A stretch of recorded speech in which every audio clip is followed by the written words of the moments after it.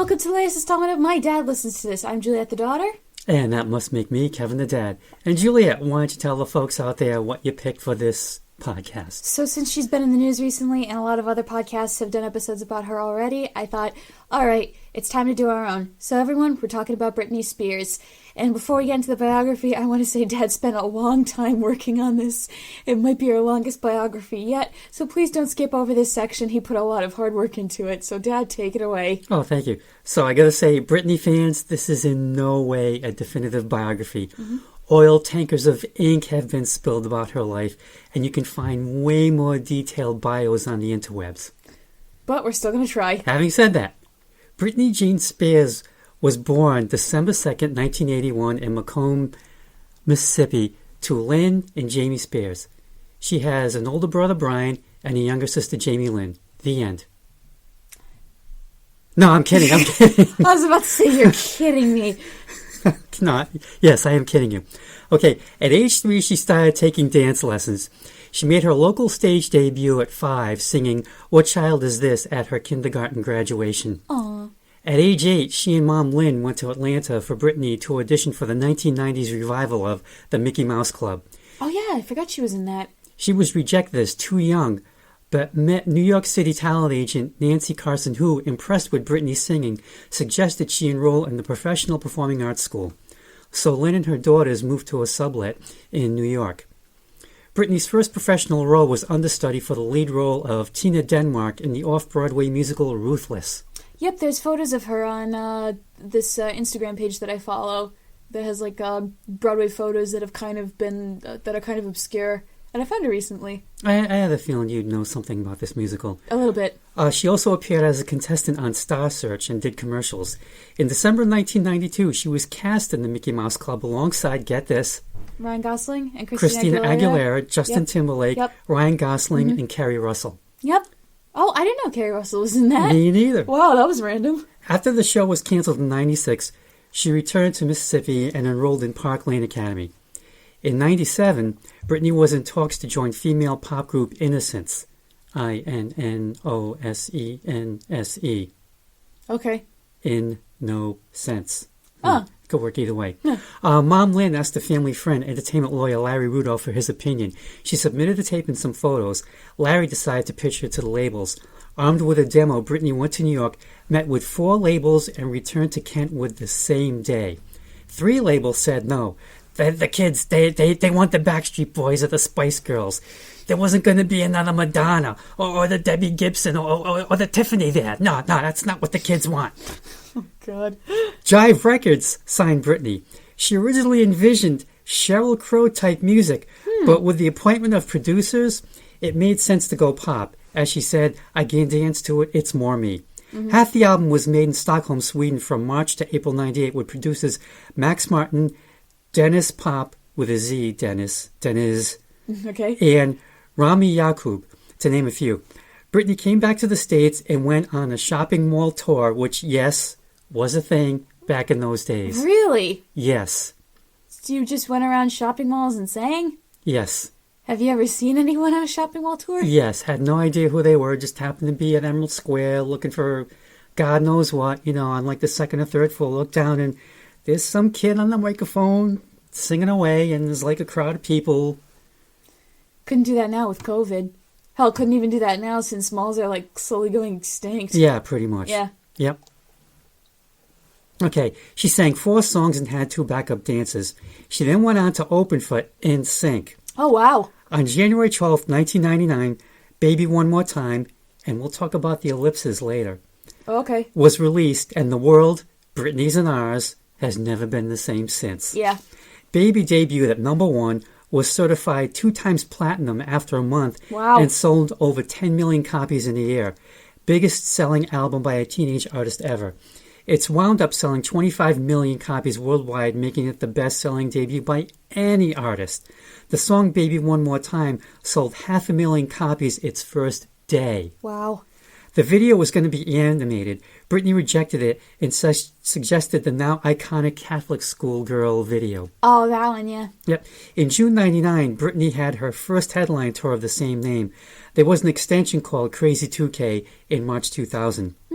Oops, I Did It Again came out May 2000, debuted at number 1, instantly selling 1.3 million copies, making it the highest debut sales of any solo artist.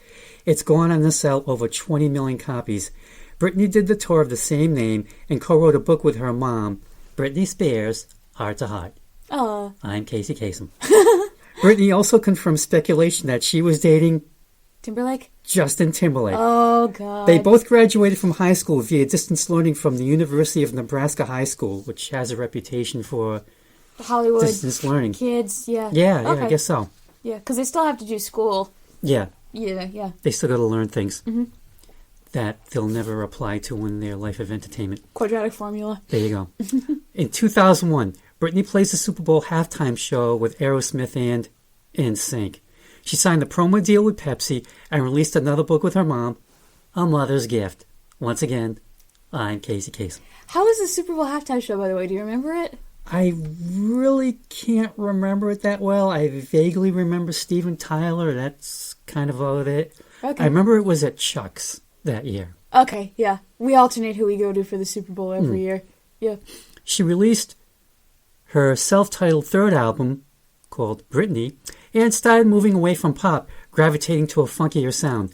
Again, another number 1 debut. The first single, I'm a Slave for You, complete with Prince-like spelling, hit the top 10. We're going to get into that later, too. Britney performed it at the MTV Music Awards. Her act featured a caged white tiger wrangled by Joe Exotic? Doc Antle. Oh, no! You were close. Fuck about Antle. I'm so glad that Okay, so I have mixed feelings about the FBI. Overall, I don't like them. They killed Fred Hampton. But I'm glad they got Bhagavat Antle. I'm glad. Yeah, when it said Bhagavat Antle, I thought, that's gotta be Doc. Mm-hmm. Which it turned out it was. Yeah. Another iconic moment, Britney with the albino python draped over her shoulders. That's the one, okay. Yep. 2002, Britney hit the road for the Dream Within a Dream tour and starred in the movie Crossroads, which critics panned, but they did like Britney's acting. Oh no, I'm thinking of the movie with Jessica Simpson that got panned, where she was playing a Southern girl. Or something. Oh, Dukes of Hazzard? Yes! Oh, okay. I got that mixed up. My bad. In June, she also opened her first restaurant, Nyla, which stood for New York, Louisiana. Was it any good? Well, she terminated her relationship in November due to mismanagement and management's failure to keep her apprised. Oh. Because she really wanted to know what was going on. Good for her. Good for her, yeah. In July, Britney said she was going to take 6 months off, but went back to the studio in November to begin work on In the Zone. She and Justin broke up after 3 years. Mm-hmm. You have feelings about that. Oh, the whole fandom has feelings about that. He put out Cry Me a River and had a Britney lookalike in his video. There were rumors that Britney had been unfaithful to Justin, which I refuse to believe. Turns out it was the other way around. She responded with every time, even though she's neither confirmed nor denied that it was about him. And to top it all off, Mr. Limp Bizkit himself, Fred Durst, came out and said that he was in a relationship with Britney, who came out and said, nope. But in 2009, Fred said, I just guess at the time it was taboo for a guy like me to be associated with a gal like her. How old was he? I don't know, but I really hope that didn't happen. I really want to believe Britney on this one. I'm gonna believe her on this one too. Me too. It's like it didn't happen. I'm in denial. Didn't see it, didn't smell it, didn't touch it, didn't hear it. Yep. Nope. In 2003, Britney made yet another iconic appearance on MTV's Video Music Awards, even though they pretty much stopped showing videos 24/7. I don't even know if they do now. Anyway, she and Christina Aguilera performed Like a Virgin, and halfway through, Madonna joined them. Cool. And kissed them both. Now, maybe it's just me, but I think everyone remembers the Britney Madonna lip lock, not the Christina Madonna one. There's Britney, and there's everyone else. In the Zone came out in November, again debuting at number 1, making her the first female artist to have her first 4 albums debut at number 1. Oh, wow. One of the singles, Me Against the Music, her collaboration with Madonna, snagged Britney her first Grammy win for Best Dance Recording, which, once again, the Grammys get it completely wrong, because it should have been Toxic as Song of the Year, Record of the Year, Single of the Year, whatever it takes. What'd it lose to for some of those? I'm not even sure it was nominated in those categories. Oh, okay. And yes, In the Zone also contains For What Me Is Her Greatest Song, Toxic. Yes. 2004. Britney started off the year marrying childhood friend Jason Allen Alexander. Not George. Not that one. Not George. My God, why? Okay. They got married in Vegas. 55 hours later, Oh, no. it was annulled. Wow, that was fast. But Jason can still lay claim to being Mr. Spears #1. Oh, God. In March, Britney embarked on the Onyx Hotel tour, which swung through Providence on April 8th. And yes, I was there. Is that the one where you went with Uncle We'll Joey? talk about that a little later. Okay. Yep. In June, she fell and injured her left knee during a shoot for the video Outrageous. Oh, no. She had arthroscopic surgery and was in a cast for 6 weeks and had up to 12 weeks of rehab after that. The Onyx Hotel closed. Oh, also in 2004, Britney became involved in the Kabbalah Center through Madonna, which was the hot religion at the time. This is what the famous people were into now. What's the Kabbalah Center? Kabbalah. Kabbalah Center. Kabbalah. I think it has to do something with Judaism. I'm not 100% sure. I didn't dive that deep into it. But like I said, that was a thing for all the celebs at the time, and then they moved on to the next thing. Scientology? Yeah, it could be. She got married to dancer. I was going to say cancer. Joel! Got married to dancer Kevin Federline, also known as K-Fed. Yes. Never This resulted in the 2005 UPN reality show Britney and Kevin Chaotic. Oh, I've heard of that. In a 2013 interview, God love her, Britney said it was probably the worst thing she'd done in her career. Oh. She also released her first perfume with Elizabeth Arden called Curious. Do you dare? Were the reviews any good? Which broke the company's first week gross for a perfume. Wow. And I'm not making this up, at the Base Notes Fragrance Awards, it won Best Celebrity Scent in 2007. Huh. There you Her go. follow-up, Fantasy, won in 2008 and 2009. In September 2005, she had a son, Sean Preston. In September 2006, she had a second son, Jaden James. In November 2006, she filed for divorce, which was finalized in 2007 because there were a lot of hoops to jump through. Legal documents, visitation rights and what have you. 2007. Oh, boy. Britney stayed in a drug rehab center in Antigua for less than a day. The next night, she shaved her head at a salon in Tarzana, California. We're going to talk about why later. In October, she lost custody of her sons to Federline. The reasons of the court ruling weren't revealed to the public. In October, she released her 5th album, Blackout. Sorry, pages are stuck. Pausing for Pages are page stuck. turn. This has never happened before. Okay, there we go. There was a greatest hits comp that came out in 2004 called My Prerogative, which I kind of almost came close to picking up, but no, there was something that just held me back. Blackout hit #2 in the U.S., thus endeth the consecutive streak of #1 of albums debuting at #1. Okay. Now, per Wikipedia, this was so convoluted I just had to grab the whole paragraph. Okay. In January 2008, Spears refused to relinquish custody of her sons to Federline's representatives. She was hospitalized at Cedars-Sinai Medical Center after police had arrived at her house, noted she appeared to be under the influence of an unidentified substance. So something. The next day, Britney's visitation rights were suspended at an emergency court hearing, and Federline was given sole physical and legal custody of their children. Oh, no. She was committed to the psychiatric ward of Ronald Reagan UCLA Medical Center Oikavolt. and put on 5150 involuntary psychiatric hold under California state law. 5150? Yeah, like the name of the Van Halen album. It is a code for something. Oh, you okay. can find what the whole definition Thing means. Okay. Yeah. The court placed her under a conservatorship led by her father, Jamie Spears, and attorney Andrew Wallet, giving them complete control of her assets. She was released 5 days later. Album number 6, Circus, came out in December, debuting at #1. The lead single, Womanizer, hit #1 on the singles chart. Britney hit the road with The Circus, starring Britney Spears. In March 2009, the singles collection, which we are gonna review, I swear we are, came out in November with the single 3 becoming her third number one single. How perfect is that? Nice. In 2011, Femme Fatale was released, and it hit number one on the charts. Britney ties Mariah and Janet for third most number ones among women. Wow. That would be Carrie and Jackson, by the way. Yeah. The single Hold It Against Me debuted at number one, making Britney the second woman to have back-to-back singles debut at number one. Who's number one? Mariah. Ah. She hit the road for the Femme Fatale tour.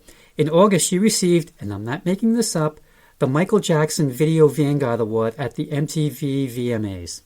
Before, it was just called the Video Vanguard Award, but I guess since Michael had died, they named it after him. Not after Tom. Do they still show videos? On YouTube. Like on the Artist Well, I mean, Pro like, channel. like Oh, you mean MTV's. MTV? Yeah. I have no idea. Growing up, MTV was just a trashy reality show station. It probably still is. In December, she became engaged to longtime boyfriend Jason Trawick, who had formerly been her agent.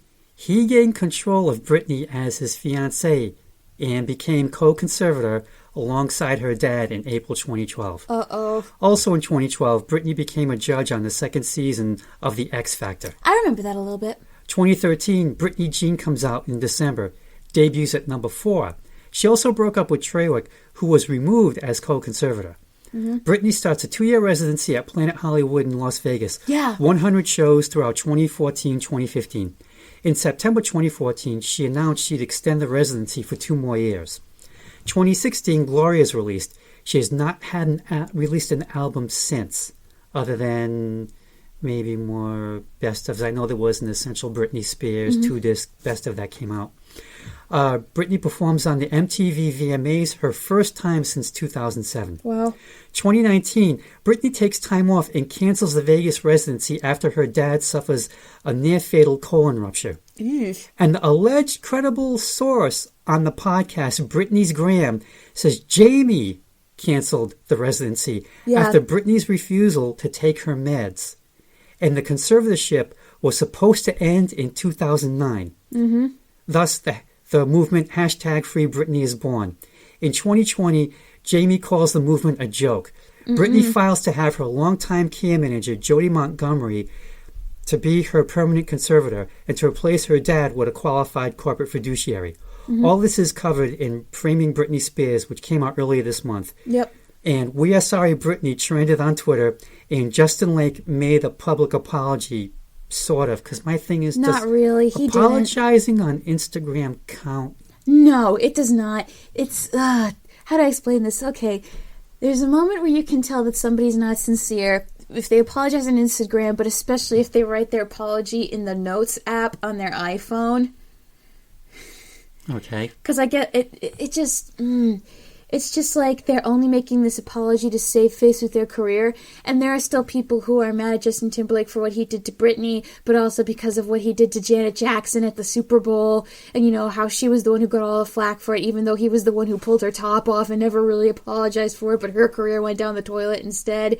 So, yeah, people are calling for Justin Timberlake's blood because they're not happy. And he hasn't, like, made a sincere apology of, I'm sorry, I know what I did was wrong. How do I make this better? Is he going to be canceled? Depends on what comes out in the future. Yeah, I know for the We Are Sorry Britney, there was, oh my God, Sarah Silverman, some other people I can't remember, who had said stuff like ages ago, and that was coming back to haunt. Well, we'll address this a little bit later with one of the people who did defend her at the time. Okay. And anyway, after all this, I hope she does have some sort of happy ending. Me too. Now, as for me, I'd heard her stuff over the years, and it's like, yeah, this is kind of catchy. I guess I'll wait until some sort of best of comes out. But Toxic was what really pulled me in and got me to get this best of because it was on it. And, you know, you got to have Toxic in your life somehow. Now, yes, I did see her on April 8th, 2004 on the Onyx Hotel tour at The Dunk. Oh, okay. With Uncle Joey. Yeah, now, I had no intention of going, but Uncle Joey called me up with a free ticket, and the thing was, he couldn't get anyone to go with him. Really? He had this free ticket, and he's asking, and he didn't want to blow a ticket, so he calls me up and asks me, he's like, I got this free ticket, and I don't want to waste it. Will you go? I thought, free? He's driving. what the heck? Now, we get there, and I look around, and I notice we were probably the only adults there without preteens or tweens in tow. Wow. Just a couple of guys on the wrong side of 40 at a Britney concert. Which I thought, oh my God, I hope we don't get arrested or the police come and say, sirs, why are you here? I mean, hell, we could have been on the wrong side of 30 and I would have felt just as out uncomfortable. Of place, yeah, out of place. Thank you. Khalees opened and she was pretty good. She had the big hit Milkshake and she did it. I was happy. Yeah. Now, Britney was okay. I think she was trying to be really hard to be like Madonna Decadent with the Onyx Hotel theme. There was like this, I don't know if it was like bellhop or the guy who checks you in at the desk. And he was like, all suggestive and what have you. And I don't know. They were trying to get some sort of seaminess going on. But yeah, there was definitely lots of lip syncing because, like, she's dancing all over the place and she's not out of breath. And the only time that there wasn't was when she sat at the piano to play every time. And before she started, she apologized that it would probably not sound that great as she was dealing with a cold. Oh, don't sing with a cold. That's a bad idea. And God love her, she was right. I mean, this voice was totally different from what we had heard prior to this moment. And that's all I can really remember from the show. Okay, now we can get this CD review. All right, let's go. All right, thank you, Dad. You're welcome. That's the audience applauding. Our studio audience, which is just me. How many minutes are we into now? 21. Holy crap. Almost 22. 21:56. All right, so... Let's make it 22. All right. 22, here we go. All right, 3. The number 3. I think what I like most about Britney's songs is how quickly you could start singing along with them. The chorus repeats over and over, and the arrangement is simple, which is the perfect recipe for an earworm. This sound is also comfortably 2000s, and it sounds like all the pop songs a person would hear on the radio at the time. And I don't mind all the techno sounds in the background or hearing the pitch correction and auto-tune, because with them Britney makes a good product, and I'm going to consume it, so help me God. Very interesting. Look at this as Menage a Britney, theme-wise. This is written and produced by Max Martin, who was there at the beginning and comes back for this. Now, this is the new song on this best of. It's okay. The track's pretty bare bones. Yeah. But to me, it feels like it's missing something, and I can't put my finger on what it is, though. And like you said about Britney's voice being pitch corrected by auto-tune, yeah. I mean, yeah, her voice on this song is really processed. And I think maybe that's the thing, because when you get to the next song, it's like, it's not. It's her voice. And, speaking of the theme of this song, as we saw in Coupling, men and women have different points of view as to what constitutes a threesome.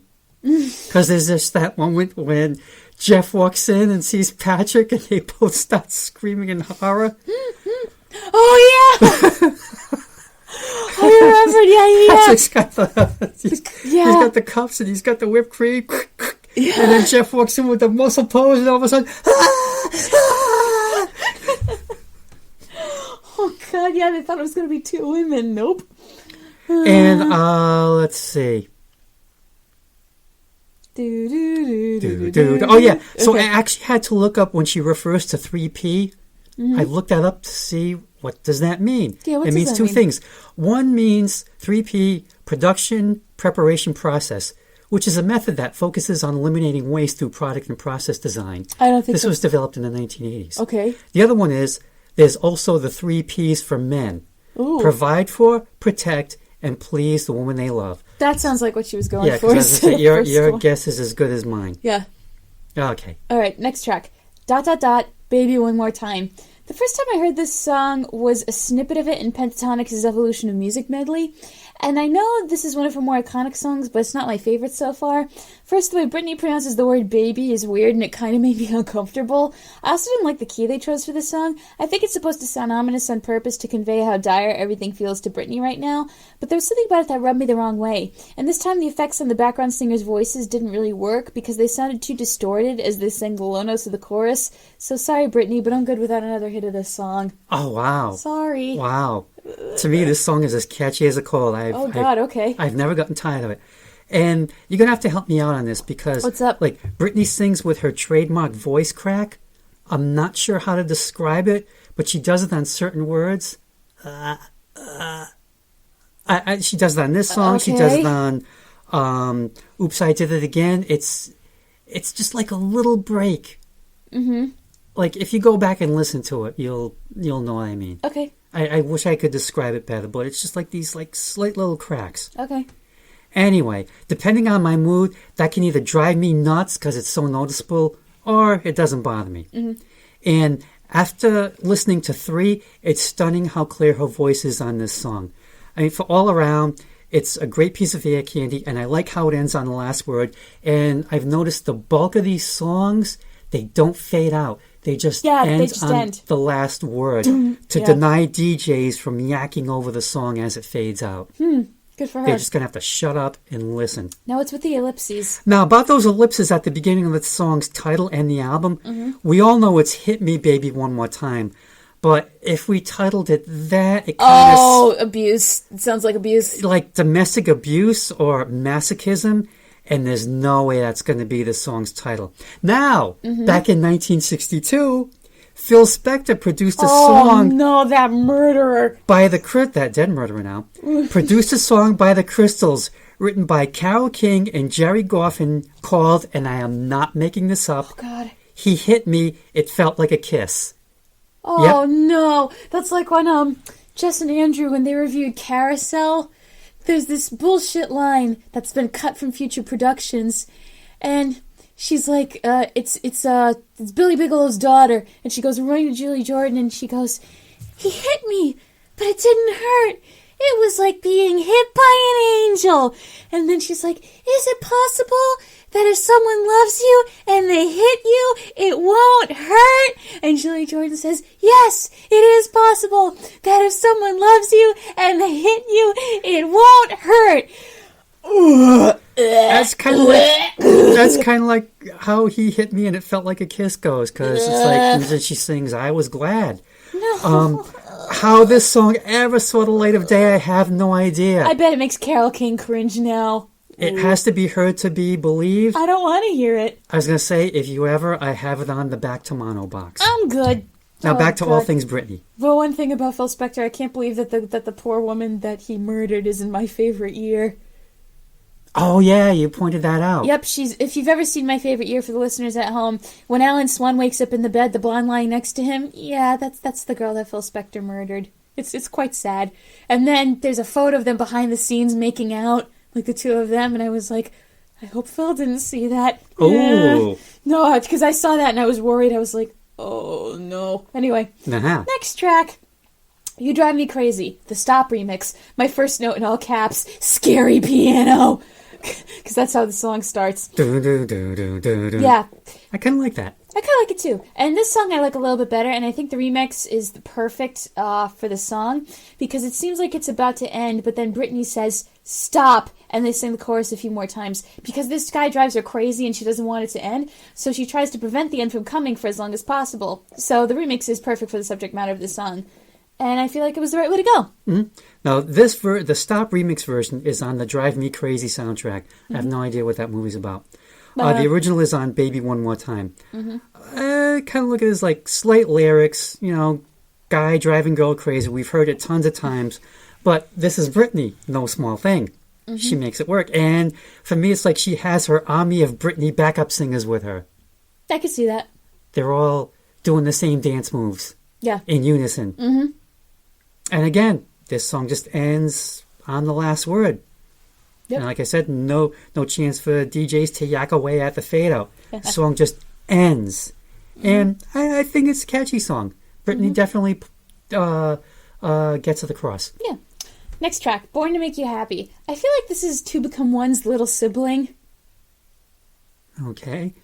Once again, this song is comfortably late 90s, early 2000s. Most pop romantic ballads had this sound where there was a little bit of computer work going on, but they dialed it back so the voice and an acoustic guitar could take center stage. It also has the same sound as Fall Again from the movie Made in Manhattan. You know, the rom-com where Voldemort is the romantic lead. Yup, that one. Anyway, Britney's having a bit of an existential crisis here today. She says her purpose in life was to make this person happy. But when they're no longer together, what's her purpose now? And she's struggling a little bit and wants to make amends, but it sounds like part of her knows that it'll never happen. It's okay, Brittany. Take your time. Nails teen love angst perfectly. But as you get older, you realize you learn how to live without that person's love, and that you were born for other things besides making that other person happy. Yeah, it's like this video I saw from Elders React where one of the elders said, that's one of the easy things about getting older. And it was like this 60, 70-year-old grandma who was like, now you can go, I don't care if you don't love me, fuck you. Yeah. And I was like, all right, go grandma. Now, was that in reference to this song? Or was this for something else? No, that was in reference to a video that she saw, yeah. Oh, okay. Like, it gets easier at your age, yeah. Yeah, you're born for other things, not to just make one person happy. And, it's kind of mellow from what we've heard before, but still very catchy. All right. Oops, I did it again. All right. I can't do that crack thing. I was not expecting that harp. Nah. Just an observation. Oh, yeah. Yep. Yeah. So Brittany has a gift, a curse. I'll go with knack. She has a knack for getting guys to fall for her when all she wants is for them to stay friends with benefits. But she doesn't sound that sorry. So on one hand, I want to be mad at her because she's not that innocent, Because it's not fun to play with people like that. But then again, men do this too. So I'm going to say this is something that no one should do because the poor person on the receiving end of the game is going to get their feelings hurt. And it sounds like for this guy in particular, it's going to be really bad for him. Because in the song's spoken dialogue, oh, that's classic. It is revealed that he got her the necklace from Titanic. And by got it, I mean dove down into the ocean where Rose dropped it in the movie. And I know that if I got dumped after getting that for the person I loved, I'd be furious. Like, what was even the point? Then again, she might keep him around as someone to have on the side, but unfortunately, we'll never know. She is Britney. She will not be denied. Cannot get enough of those. Yeah, yes. Yeah. Oh, yeah.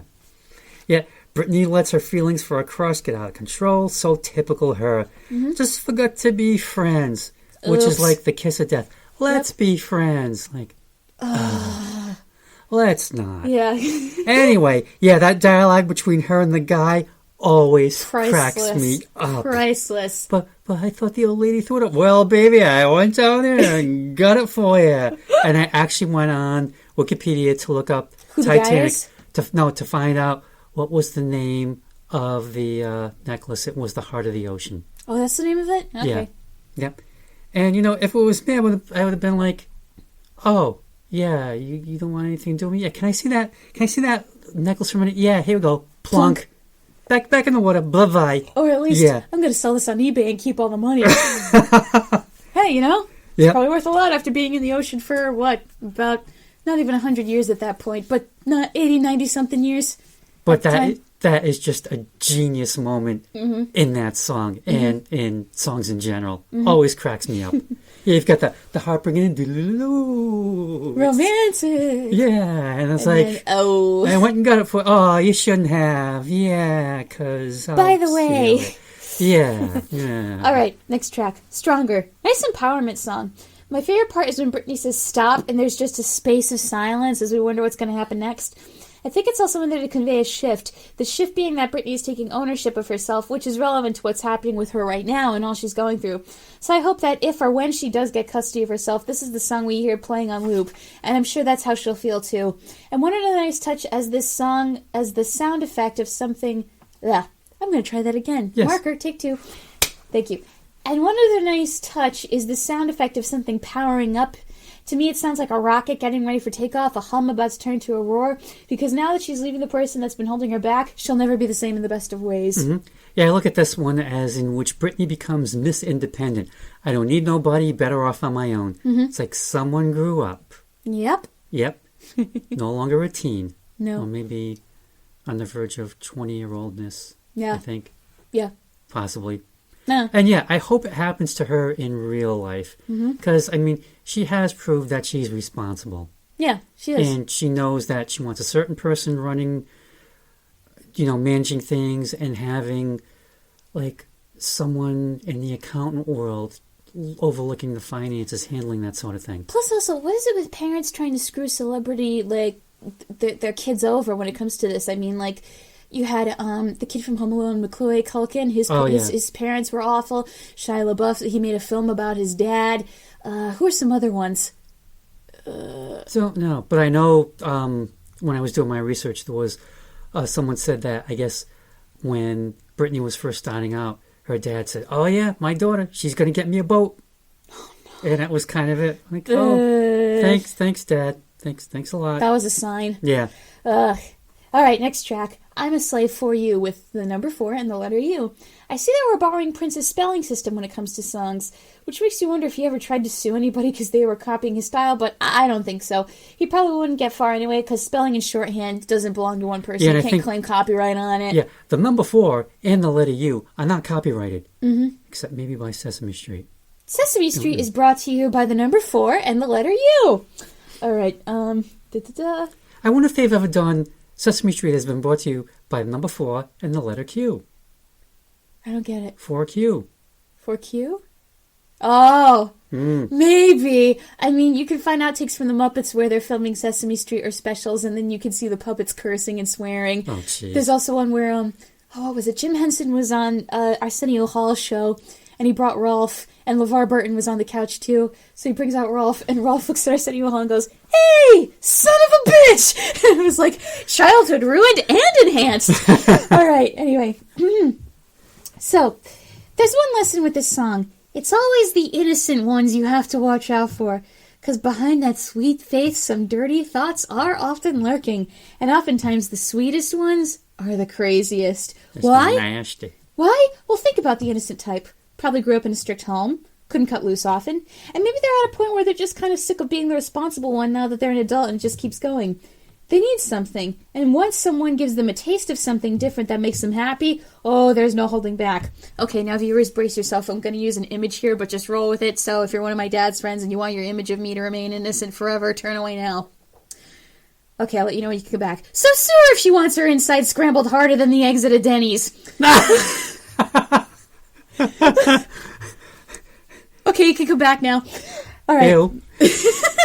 But then, creative writing at its finest. Yep, all right. Because Britney has found someone who will do just that after a night of clubbing, and she knows all the tricks to get him to do what she wants. This song exudes Switch energy, and I love it. Okay. Mm-hmm. Yeah, with spelling like that, in the title, you would think Prince wrote this song, but nope. Pharrell Williams and Chad Hugo, also known as the Neptunes, wrote it and produced it. Mm-hmm. And I love all the get it. Mm-hmm. And it's the interesting arrangement musically. Lyrically, it's illogical to me. You got more of it than I did. Because me, I'm reading the words, I'm thinking, okay, she just wants to dance with this guy, so I'm not sure how I'm a slave for you fits in with that, unless it was more like... bumping and grinding, yeah. Or it's like, if I can do this with you, imagine what we can do off the dance floor. Disco Bear from Happy Tree Friends. Oh, I forgot Disco Bear. But as Britney sings... what's practical is logical. What the hell? Who cares? Yeah. All right. Next song. Boys, the co-ed remix featuring Pharrell Williams. A meeting of the minds and or hormones. This almost feels like a follow-up to I'm a Slave for You, only we get to hear the conversation between the two people. Yeah. First enter Britney spelling out what she wants, then enter Pharrell intrigued, and they hit it off very quick. And Britney's laugh is the perfect touch for the song because it conveys she's looking for someone for not only good, clean fun, but, well... yeah. Take 2. Marker. Britney's laugh is the perfect touch for the song because it conveys she's looking for some not exactly good, clean fun, but just for a good time. It seems almost like a one-night stand, but where both parties know exactly what they want to get out of it and what the other person wants to get out of it. So it's not like she's found a boyfriend, but maybe a new hookup or a booty call. As long as they're consenting and having a good time, hell, who are we to stop them? Mm-hmm. Yeah, I kind of like the co-ed mix better because, you get both sides. Both perspectives. Because I guess the original one, it was just her. Mm-hmm. Just her side. Mm-hmm. Well, like she said, sometimes a girl just needs one. Okay. Stripped down arrangement, but very catchy. Britney gets a turn. Pharrell gets a turn. So there's your co-ed. I'm surprised they didn't call it boys and girls. Mm-hmm. Oh. All right, next track. Me Against the Music, featuring Madonna. Uh-oh, Dad's folding his arms. Okay. I like this song because Britney is saying, if you want me, you have to earn me. And how do you prove it? Dance for me, I say. The image I make the puppets dance. The image I have in my head is Britney dancing her ass off on the floor and everyone staring at her in awe. And I like how she says me against the music because it's another way of saying she has no competition. Then Madonna enters and she challenges Britney saying, I know you have more than this. Show me. And Britney does, and they both have a good time, both leaving the club together. You know, gal pals. Wink. Okay, so for me, this song, I can sum up in one word. Disappointing. Really? Okay. I mean, Madonna and Britney team up, and the results are meh.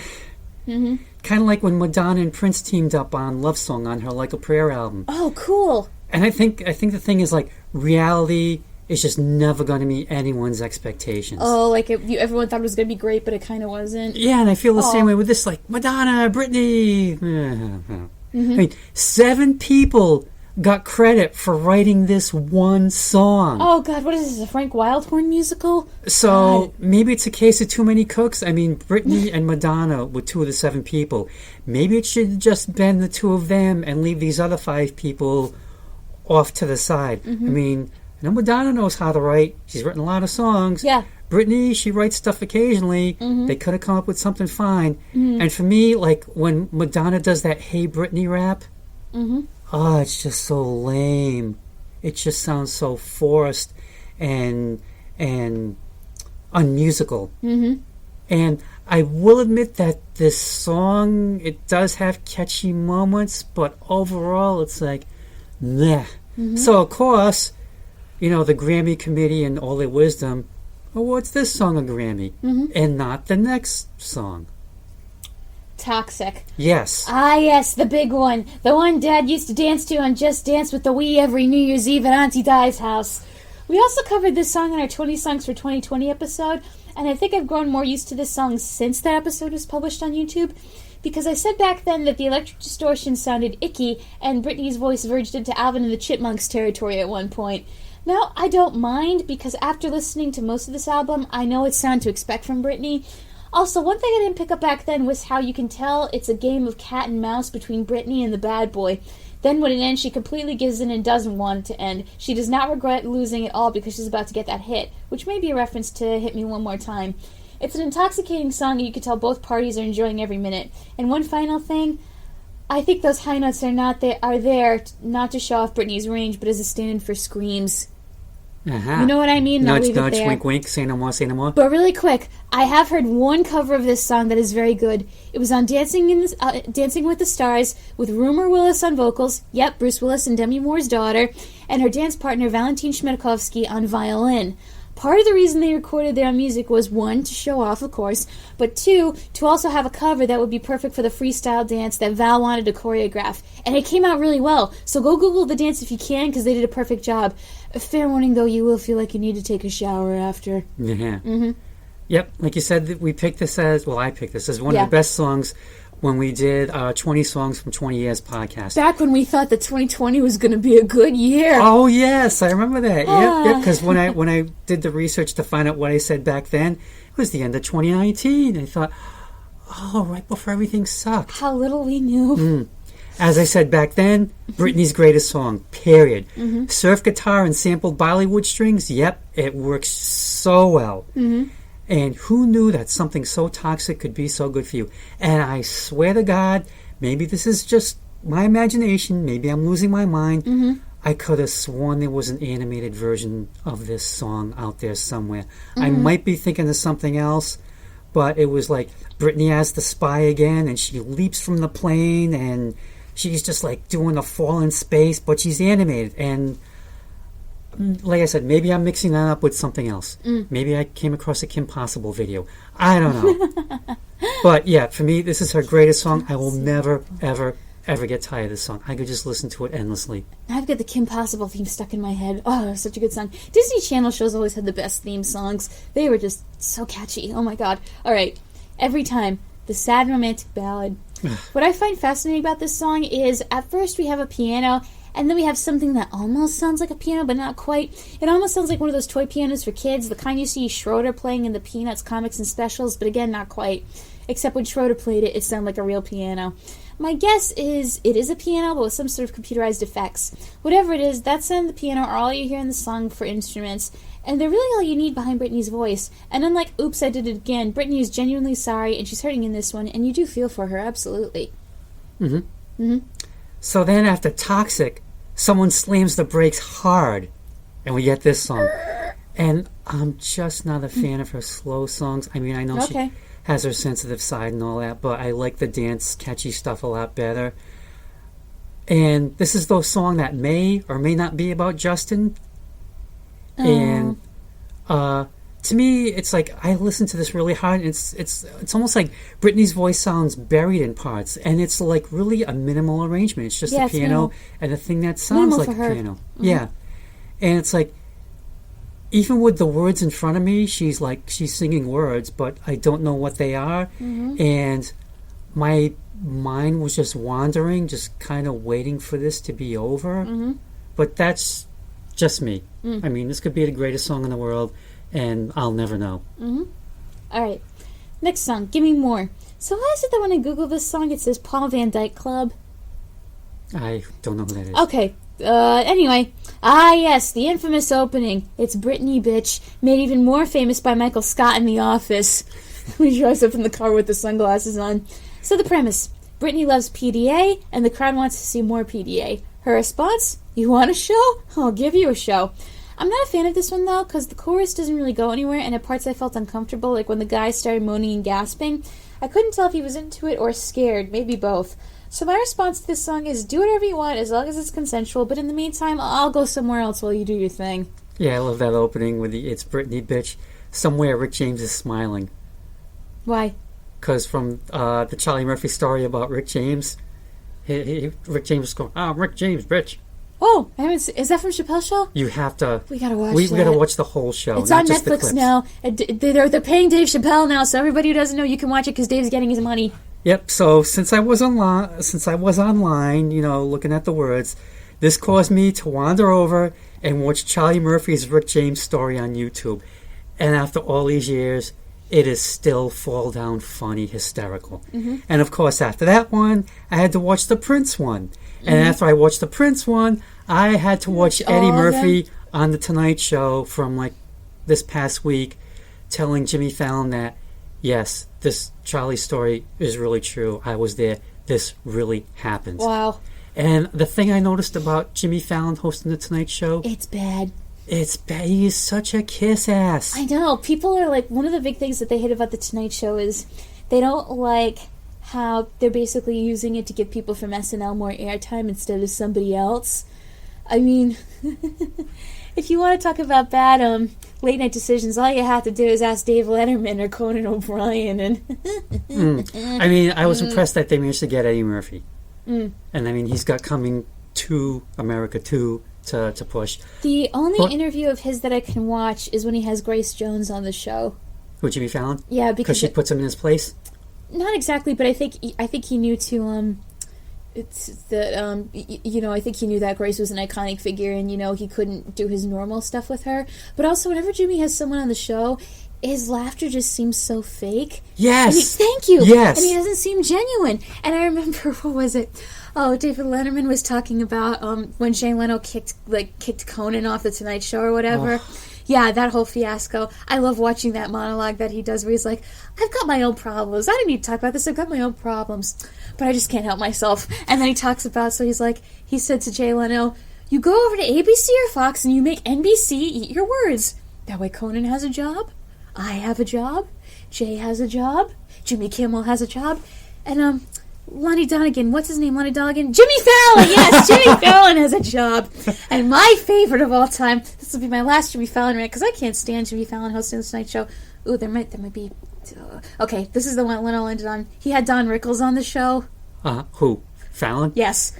And Don Rickles has made his distaste for Jimmy quite clear. Oh, good for Don. So, Don comes on. And he says to Jimmy, listen, I remember you when you were doing stand-up on Saturday Night Live. I thought you were very funny. And he goes, and I want you to know, from the bottom of my heart, I never liked you. Yes. And I was like, bless this man, wherever he is now in comedy heaven. I mean, it was so painful to watch because I thought, oh my God, it's just the two of them. There's no audience to cover up Jimmy's lameness. And it got to this one tasteless moment where he's asking him something about the Prince story. He says, oh, your brother tells a story about Prince, and oh, he passed away. I'm sorry about that. But anyway, getting back to the Prince story, I'm like, oh. I remember also he had the former guy on his show, and he was making fun of him and being all playful, and Samantha Bee observed something. She was like, I noticed that there weren't any cutaway shots to the roots at all in this episode. Okay, one more last Jimmy Fallon bashing and then I'm done. So, Jimmy Fallon has RuPaul on his show, and at that time, RuPaul was on, I think, Vogue or Vanity Fair. Yeah. And it was the first time that they had a drag queen on their magazine cover. Mm-hmm. So Jimmy Fallon says, this is the first time this magazine has had a drag queen on this cover. And RuPaul goes, a drag queen? A drag queen! And you could see in Jimmy's face, someone made a video about it, I'll show you later, but he's thinking, I'm going to be canceled. I said something so wrong. Oh my God. And then RuPaul goes, I am the queen of drag. And Jimmy Fallon goes, but in those 3 seconds, you can see his life flash before his eyes, and it's great. All right, back to Britney. Anyway, this song. What song are we talking about Give again? Me More. Give Me More. It's all right. I wish it lived up to that intro of just, it's Britney, bitch. And you think, wow, things are going to really take off, but it's, give me more, give me more. She's going to do her own Grace Jones thing where she's a badass and kills people. Yeah, and the danger rap at the end is just eye-rolling. It's like, guys not even trying. Yeah. All right, next song. Not last song. We've still got a lot to go. We do. Hang in there, people. Hang in there. Thank you. Next song, Piece of Me. This is definitely Britney's most autobiographical song on here, and I think she's using it to call out the paparazzi and the media.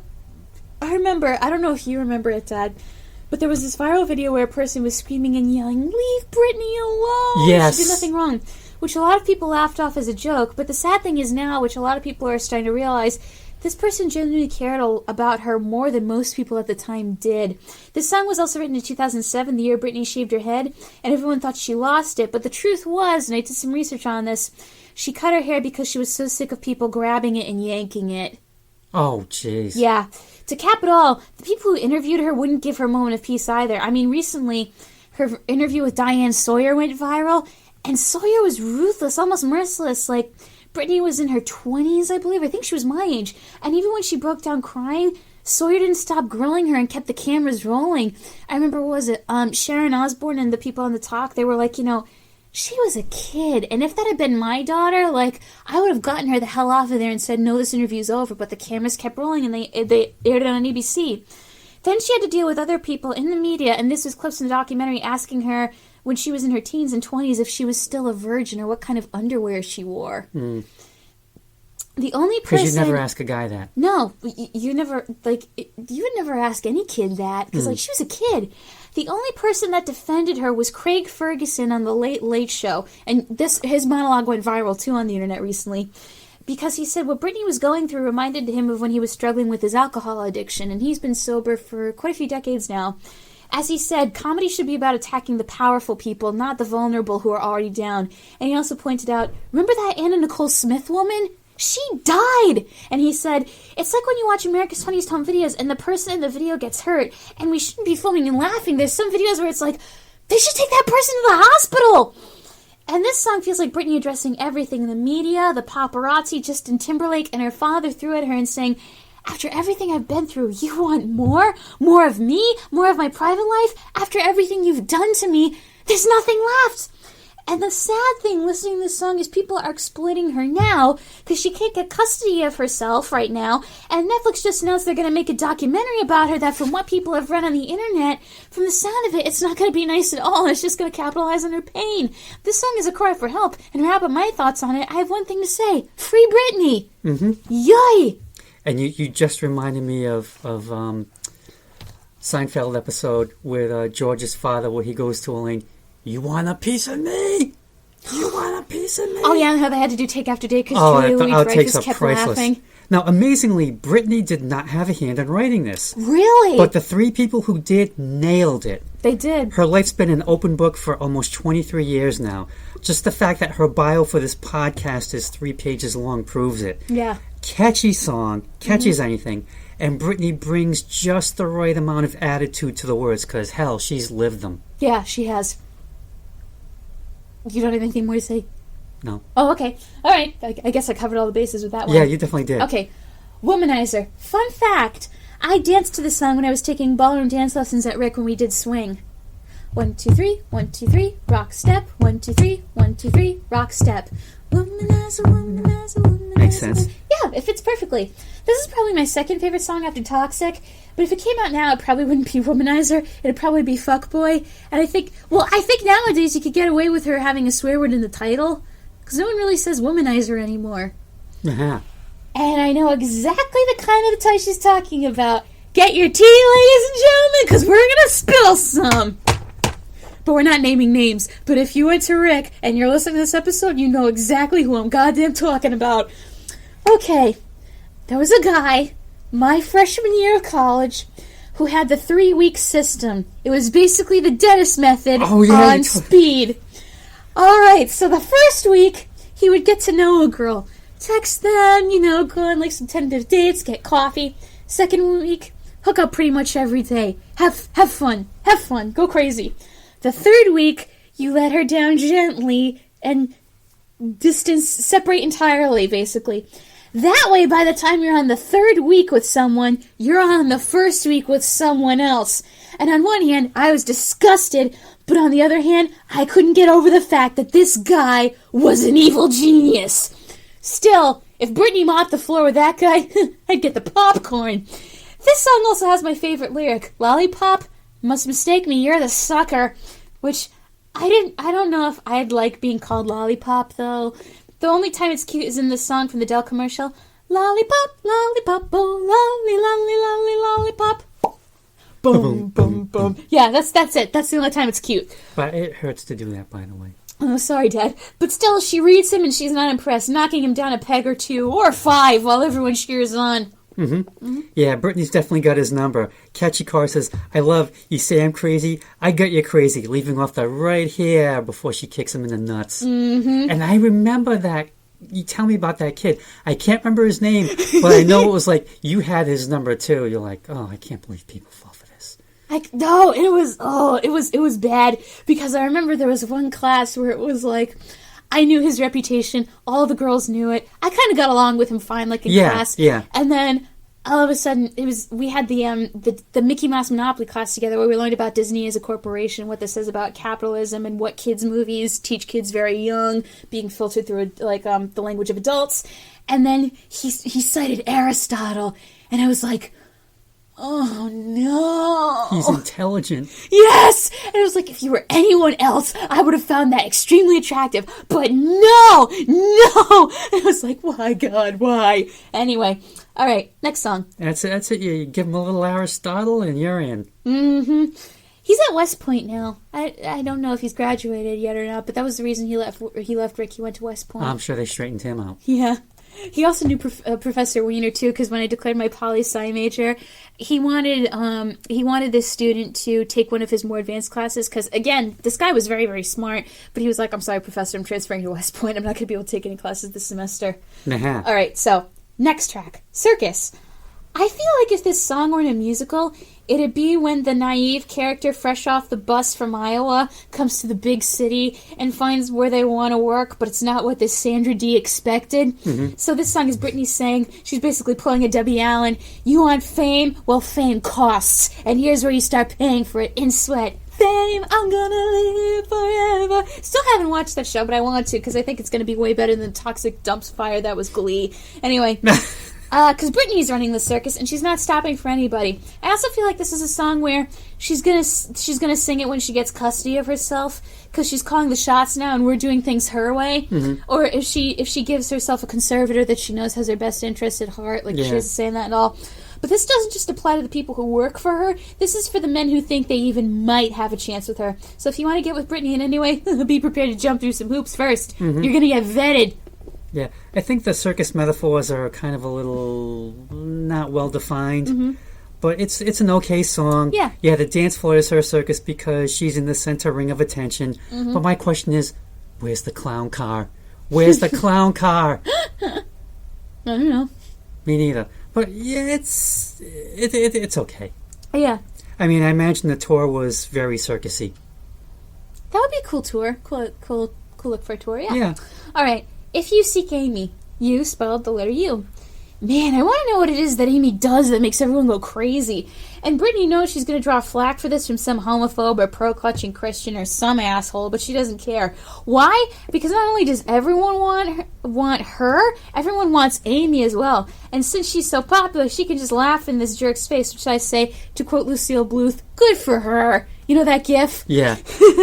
The only thing about this song is the ha-ha, hee-hee, ho-ho-ho. Oh, I love that. But I'm like, who says ho-ho outside of Santa Claus? I know it's not Shakespeare, but at least make the rhymes sound realistic. Like, what was that song before where she was talking about the Philippines earlier?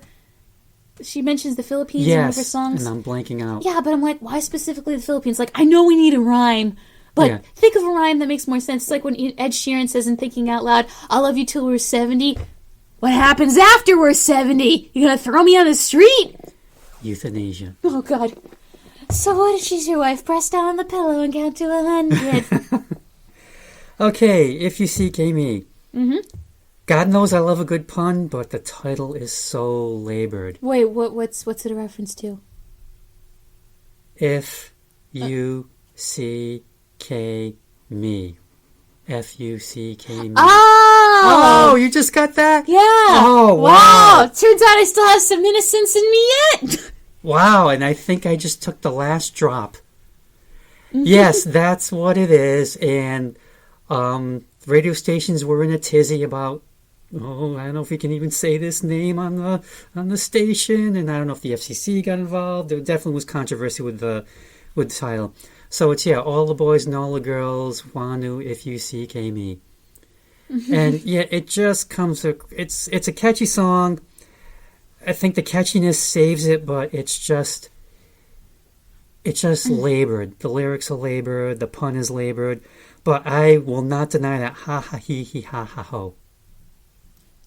I love it. Okay. It's catchy, but it's just All right. Final track. Radar. I love how the song opens with the static and those pinging noises to sound like her radar is going off. The song is simple. Britney starts listing off what she likes on a man, and all of a sudden someone with all these characteristics has her radar blipping like crazy. Mm-hmm. The best part is this guy can't sense at all that he's got Britney's attention, but it seems like when he finds out, he's not going to be all that mad. The interesting part is that sometimes the situation can be the opposite, where sometimes you notice a guy and something draws you to them, but you can't figure out why. You're just drawn to them and you want to find out more. And with that, I can say this is probably my third favorite Britney song. Mm-hmm. Mm-hmm. Yeah, it's an okay song. Definitely catchy like all of them are. I thought the same thing. Does he know Does he know he's on her radar? Not until she approaches him. If not by the end of the song, Britney just needs to move on. All right, so, final thoughts. Overall, listening to Britney was pretty fun. Some songs hit, some songs miss, but it does feel comfortably 2000s and it makes you nostalgic. She's definitely a product of the music of that time, so I can't see her act really working now, but back then people went nuts. She also has her own style where as soon as you hear a few notes, you know it's her. Would I recommend Britney for everyone? No, because I know she's not everyone's cup of tea. But when people say they like her, I get why, because her songs are catchy and perfect for pop heads. As for me, I'll just stick with the songs I like, and then I'll go from there. Mm-hmm. All in all, good ear candy. Mm-hmm. For me, it's like a Whitman sampler, but someone managed to mix in just enough pieces of Godiva to make it worthwhile. Oh, God, remember when we did that for Paula Abdul's album? Yep, that I was fun. almost going to do it for this, and I thought, it's just too long. But I have to say... Too much. But,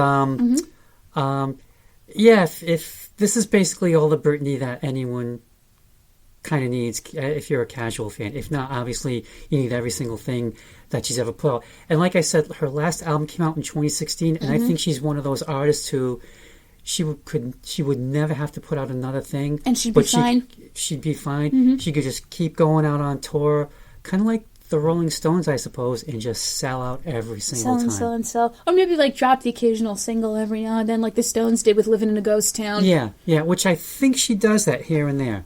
Yeah. All right, 1 hour and 4 minutes. Not that bad. Nope. All right, so as always, thank you for listening to another episode of My Dad Listens to This. Like, subscribe, tap the bell, comment, and all that jazz. Follow me on my social media. I'm taking a break from Facebook for Lent, but on my Twitter and my Instagram and my Tumblr, I still post all the episodes. And if you're friends with my dad and you want the episodes through him, shoot him an email, and he'll email the episode right to your inbox. And you'll feel special. I also am taking a break from Facebook for Lent, and for Easter, and for Memorial Day, the 4th of July, forgot Arbor Day, VJ Day, Labor Day. Yeah, Until you're dead. I'm not on Facebook. Thank you again for listening to another episode of My Dad Listens to This. We'll be back next time with another album to nitpick and gripe about. Dad, anything you want to say to our viewers before we sign off? Free Britney. Free Britney.